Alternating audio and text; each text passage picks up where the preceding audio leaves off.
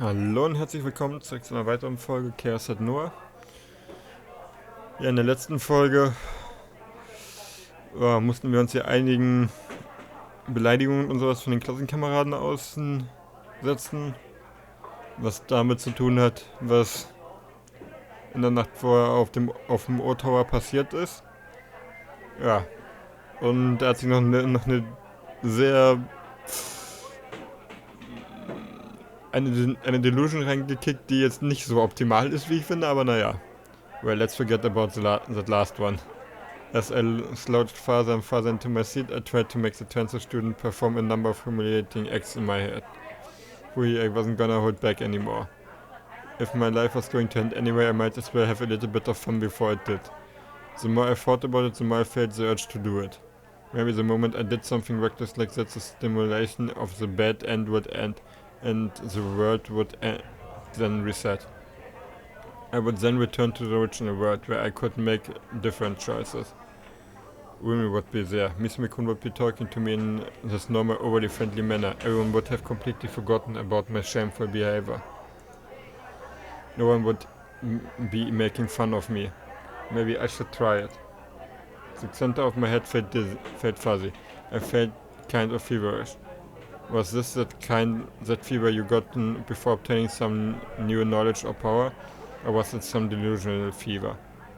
I didn't have a specific name for it. If it was. Well, not like it mattered. Maybe I should try it. Even if I couldn't return to the original world, people would just think I was crazy. No, they probably already thought that. So it really didn't matter. It wasn't like I had anything to lose. A week ago, back when the nurse had told me that Nanami was still alive, I had thought that as long as Nanami was alive, nothing else mattered. Even my life didn't matter. I didn't care if I was treated like some freak and sent into the nearest hospital. It would be nice if I ended up in the same one as Ayase. Warst du tatsächlich. Glaube ich zumindest. Where had Ayase been admitted to, I wondered. Was it that penitentiary hospital that she had used to be in? Even that would be fine. Hell, that would even be slightly better than being in the school without Rimi. The urges within me bubbled like magma. I could no longer control them. I slowly stood up. I couldn't help but burst out laughing. Everyone in the class stared at me and their expressions stiffened. Don't look. There was no reason to look at a worthless piece of shit like me. Suddenly, I heard a girl's voice. Not only that, but it sounded straight out of an anime.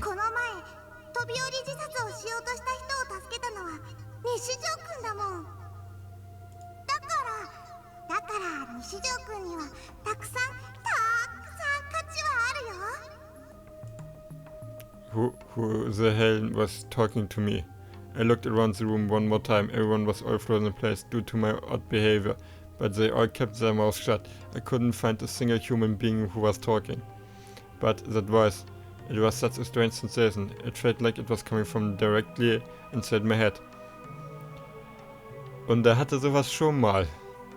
Ist jetzt schon ein klein bisschen her, aber er hatte schon mal eine Stimme in seinem Kopf gehört. Was it an illusion, or had I just crafted yet another delusional girl inside my head?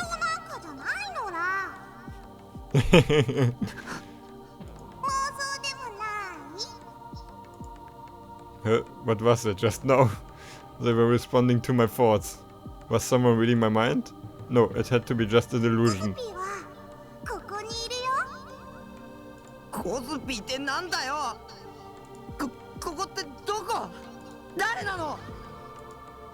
When I shouted, my classmates moved farther away from me, almost like they were trying to run away in fear.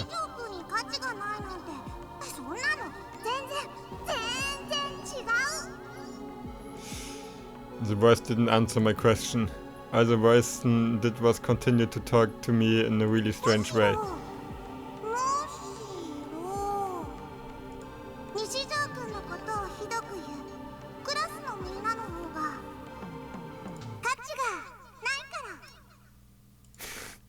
A shudder went through me, goosebumps sprang up on my skin. In an extremely cheerful tone, the voice then said,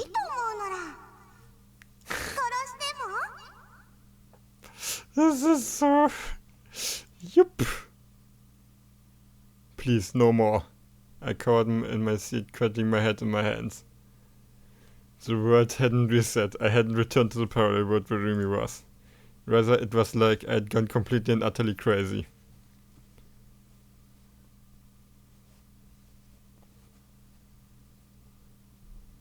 It had been a week since Ben had last visited the Frazier office, and things were a little bit different than he remembered.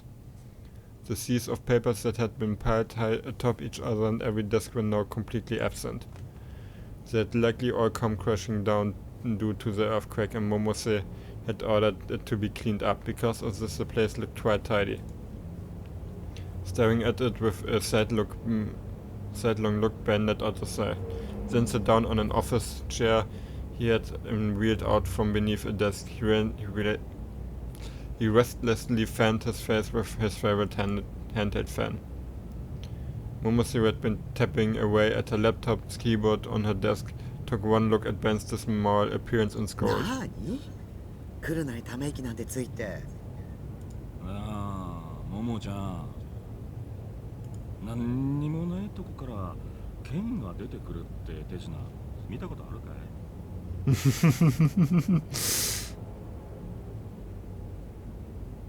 So? 手品なんて詳しくないから。じゃあ、瞬間移動。箱の中に入ってとかそういうこと？いや、そうじゃなくて。一体何が言いたいわけ？宴会芸でも覚えたいの？え？わかんない。多分関係ないことだからさ。変な人ね。Momose shrugged her shoulders, then took a bite of the Kintsuba pastry Ben had offered her. Sura brought over 2 paper cups, steam billowed from the green tea that had been poured into them. あら悪いわね、スバちゃん。お茶組なんてさせちゃって。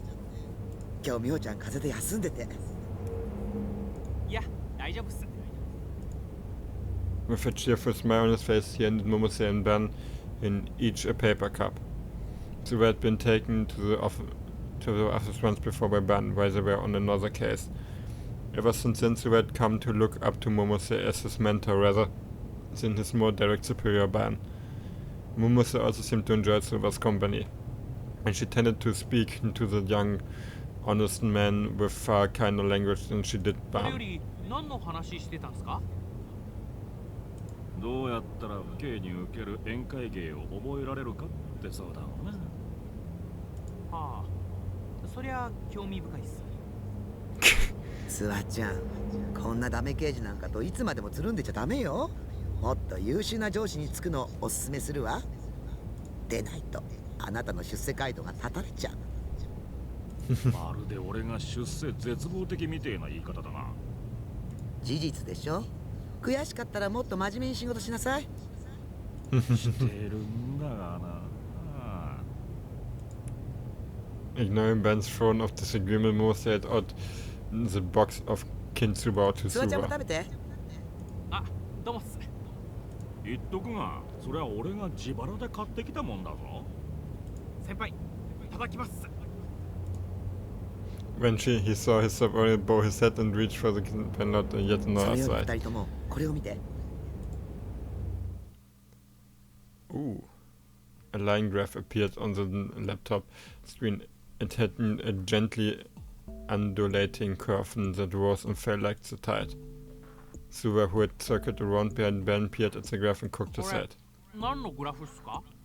ここ1年の渋谷近辺の G レートよ。おかしいと思わない？渋谷の平均 G レートが世界的に見ても高いってのはももちゃん。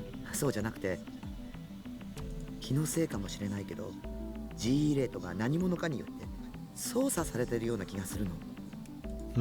そんなことできるんすか？さあでもグラフを見るとなんだか不自然なのよね。数値が小刻みに変動しすぎてる。10年ぐらい前まで遡って調べてみたんだけど、ここ5年ぐらいはずっとそんな調子なのよ。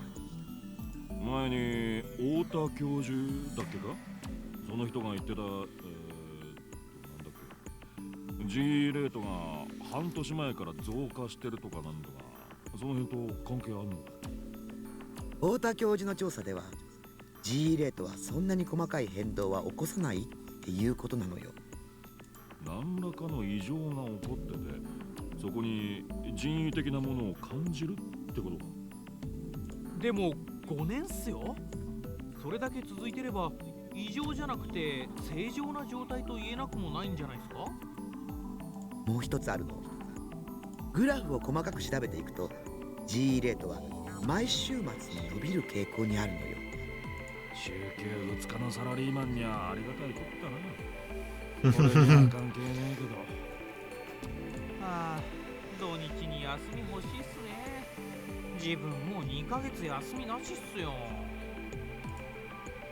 The two detectives hung their heads, to which most responded with a code check of her own. 茶化してる場合じゃないわ。1週間ごとに定期的に変動してるのよ。しかも年末年始やお盆休みなんかは変動がピタリと止まる。何かの意志が働いているとしか思えないわ。年末年始やお盆休みがあるのって人間だけだよな。動物や植物はそんなもんあるわけねえもんな。実は地球の意志とか。地球の意志？随分壮大な話だな。だが、もし仮にそんなもんがあったとして、地球が明けましておめでとうとか言うか冗談っすよ。年末年始はともかくお盆休みは日本にしかない風習よね。日本人の社会活動と同期しすぎて渋谷っつったら当然なんじゃ。ちなみにこことここ見て。Momo first pointed at the center of the line graph, and then to the right where the most recent date was situated. この2箇所はすごく伸びているでしょう。一番右はこの1年の最高記録みたいだな。1年どころかこの10年で最高よ。日付は？真ん中は3ヶ月前。覚えてる？小さな地震があったでしょ。ああ、震度3でなぜか8人も死んだ。あれか。あの犠牲者ってなんで死んだのか理由はまだ特定できてないんじゃなかったか。さあ、そうでしたっけ？ Ignoring the exchange between the two detectives, mostly continued talking. 一番右はこの間の地震の日。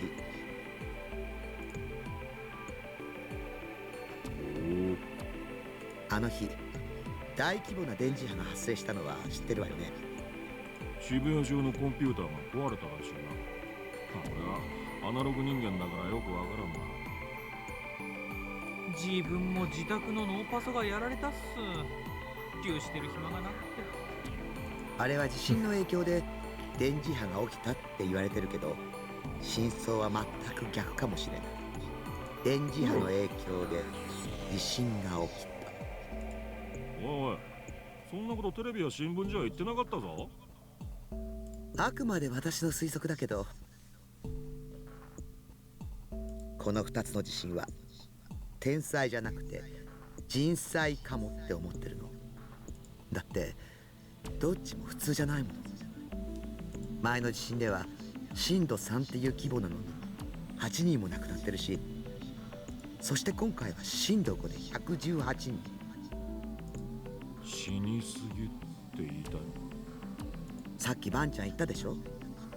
亡くなった方の大半は死因が不明って。そんなの尋常じゃないわ。まあ確かに。それに空が白く染まったっていう噂もある。そういえば時間が経つにつれて全く報道されなくなったな。マスコミに何らかの圧力があったのかもね。まさか。 Nope. 明和島か。おそらくそうよ。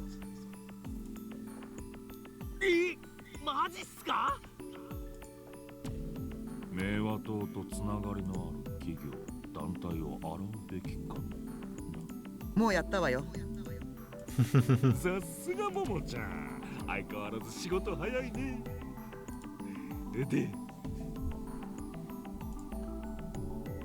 Musi raised her hand skyward and stretched far and wide, tilting her head slightly to the side.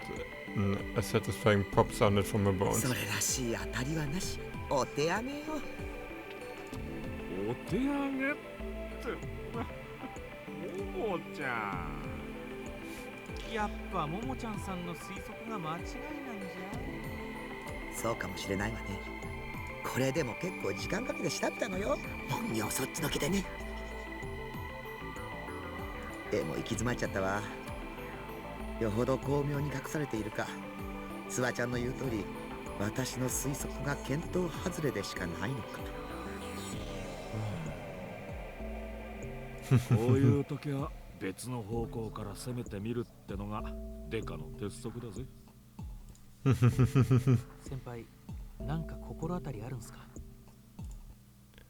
Ben stopped the hand that was fanning himself, then wet his lips with his 週 tongue. 末に G レートが上がって得するやつって誰なんだろうな。Jupp, wer könnte davon profitieren? I hadn't hit any more auditory illusions, but I couldn't bear to spend even another second in the classroom. So I'd booked it into the restroom and had hid there until afternoon classes were over.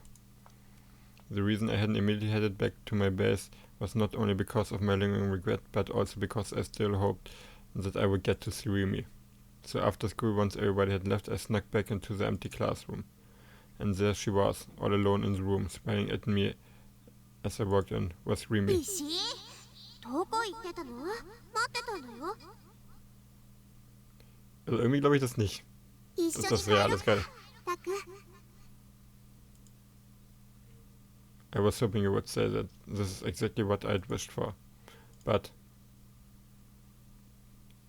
I wasn't the only one in the classroom. Nobody was waiting for me. I made my way to the courtyard. It was here that Dreamy had told me I would stay by your side. But now there was no one here. My only companions were the purple flower, the flowerbirds swaying lonesomely in the autumn breeze. I grabbed the vermilion handkerchief out of my bag, the same one that Dreamy had given me. I sniffed it, hoping to smell her familiar floral scent. But that smell never came. I had likely washed it once before and in the process erased every trace of her. It was just a regular handkerchief now. The memory lingered, but Dreamy did not. Which, with every part of me crying out to see her, なんて I simply wandered around the school なん grounds. て救いようがないんだ僕って Holding a handkerchief to my mouth the entire time. I disgusted myself so much I felt like I was going to vomit.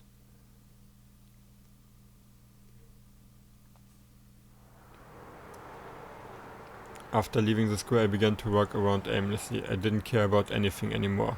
My fears about being attacked by Shogun or Yua or whoever else had completely vanished. I even found myself wishing that they would kill me. As long as it wasn't painful, I welcomed it. My mental state had been completely overtaken by depression. When my gaze happened upon the center of Shibuya, it was so bleak it only served to accelerate my depression all the more. Not a single smile could be seen on the people walking down the street. All they did was scowl grimly at the surroundings. It gave the place a particularly stark atmosphere, one where it felt as if a fight could break out between the passers-by at any moment. Thus it would normally be filled to the brim with people at their shutters practically bolted to the ground, just by walking aimlessly through Shibuya. I'd already come across a ton of them. I also noticed that there were less cars on the roads than usual. The jumbotrons that had always blared through the streets were now completely silent. And in the place there were the incessant sounds of police sirens, car horns, and various cars screeching in the distance. There wasn't a single trace of the mess I'd caused in front of the station a week ago. Even if I hadn't disappeared from the people's memories yet, the city's memories may have long since driven me into the obscurity. How nice it would be if I, too, could wipe away my memories. To know nothing, to be ignorant, to remain a fool. I was sure a person like that lived a life full of sunshine and roses. 無知は罪だ。知らない方が幸せなこともあるという人間もいるが、そんなのはただの甘えだ。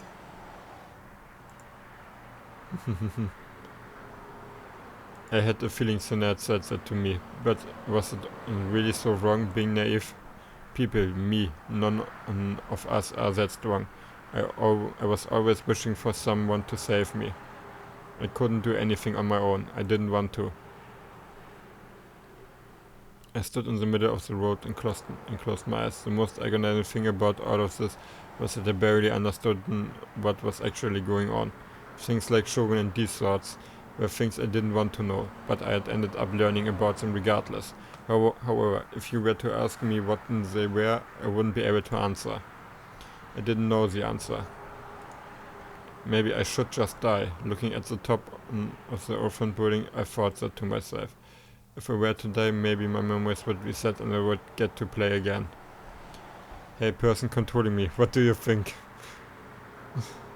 No, ich möchte nicht, dass du stirbst. This current playthrough is a complete and utterly failure. You made a mistake by allowing your joke of a character to grow in levels. Finde ich nicht. Ich finde den Playthrough eigentlich ziemlich gut bisher, muss ich sagen. You should have made me more like a hero. You should have made me actually cool. You should have made me more social, respectful to women, and you should have given me a passionate sense of justice that would allow me to empower the weak. Ich finde das eigentlich gut, dass mal halt einen Charakter gibt, der halt nicht perfekt ist, sondern halt wirklich kaputt ist. Kaputt ist, glaube ich, der beste Ausdruck dafür. Extrem kaputt. As I am now, I can't beat the final boss. I can't beat the game. I can't do anything, so please don't expect me to reset the game. No. Please, I'm worthless like this. Erase me.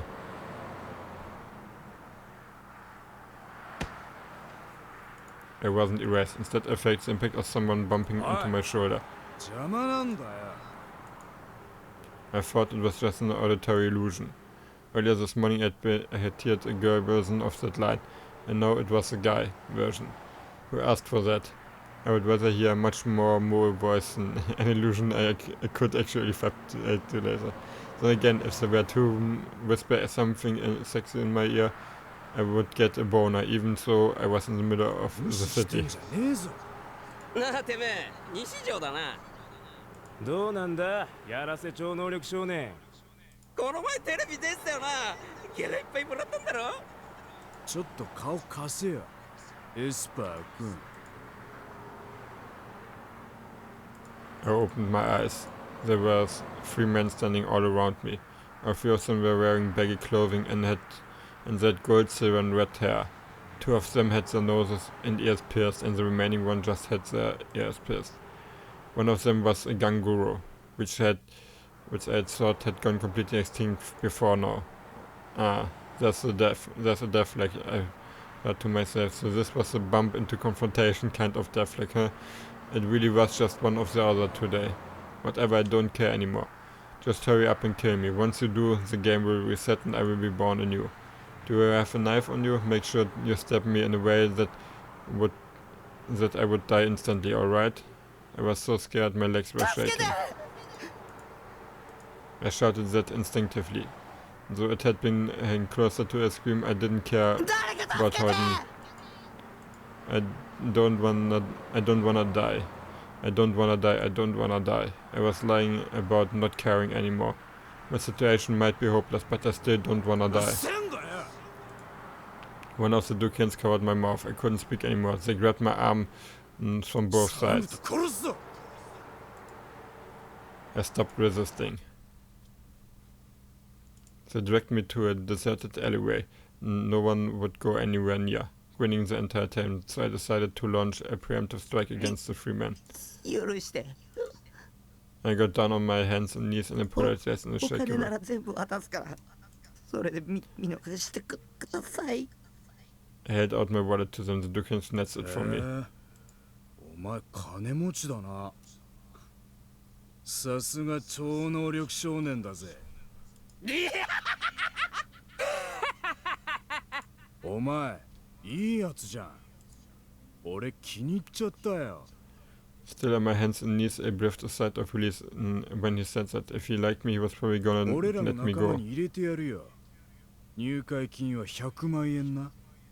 これ強制。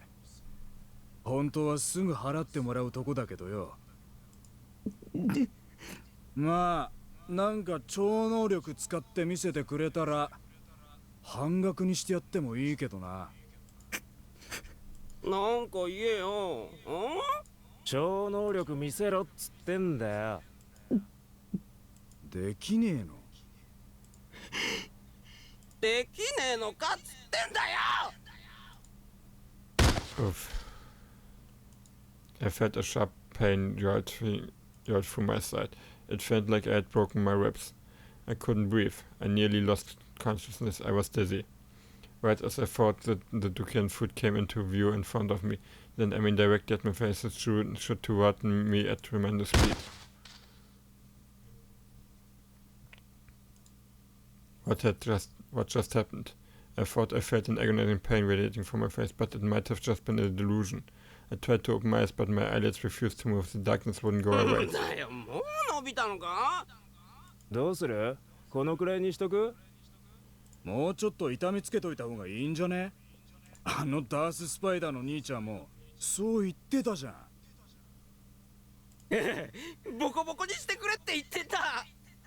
こいつボコるだけで金くれるなんて、よっぽどこいつのこと嫌いなのかもな。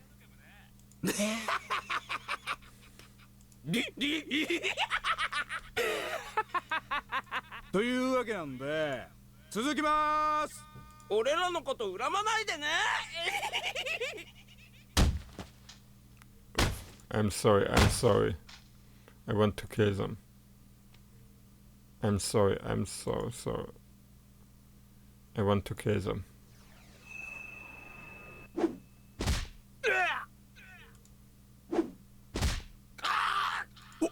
おい、何土地狂ってんだよ。ふざけ。なんだそれ。おい、よせ。やめろ。やめて。やだ。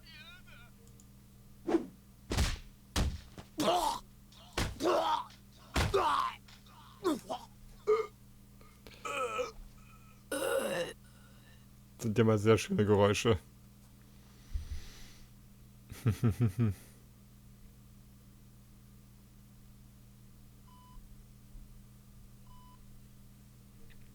The pale evening sun shone through the window of a hospital room.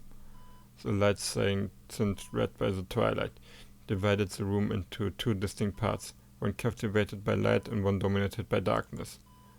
And what was illuminated by that light was a bed adorned with pure white sheets. On the bedside table sat a handheld video game console. A number of academic books lined a nearby shelf, neighboring by the muted pink petals of an arrangement of cosmos flowers resting in a vase. The room was neat and tidy. Nothing moved, nothing stirred. It was a space where time seemed to have come to a stop. The window cut into the evening sky, and by that window was a small figure sitting in a wheelchair. The figure's back to the window, he remained still and motionless. His breathing was so light, and the intervals between each breath were so long, one might think he was already dead. His skin was covered with wrinkles. His cheeks were hollow. His eye sockets were sunken in. His scalp was barren. With these features, it was often questioned whether he should be referred to as a young boy or an old man. His shadow, which he had dubbed Shogun, extended it all the way to the door of the room. The words moved for the first time. The door slowly opened and a figure emerged from the darkened corridor. Stepping foot into the room, stepped in evening glow. Sakia Terimi did not fully enter the hospital room, instead choosing to remain at the entrance. Und ich würde sagen, an dem Punkt will ich dann mal diese Folge beenden. Vielen Dank fürs Zuschauen und bis zum nächsten Mal.